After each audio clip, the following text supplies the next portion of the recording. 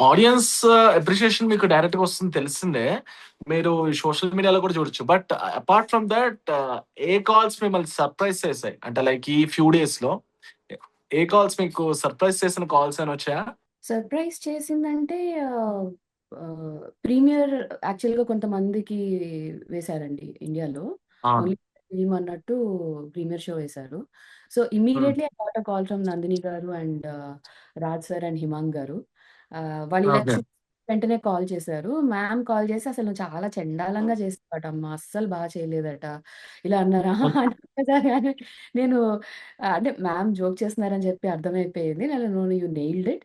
So, నీకు call చేసి చెప్దాము అని చెప్పి కాల్ చేస్తున్నామని వెంటనే రాజ్ సార్ కూడా తీసుకొని hmm. Super happy. You also be happy. చాలా మంచి రెస్పాన్స్ వస్తుంది. చాలా బాగా చేసావు. నీ క్యారెక్టర్ నీది గుర్తుపెట్టుకో అని అన్నారు. హిమాంగ్ గారు కూడా అంతే హ్యాపీగా విష్ చేశారు.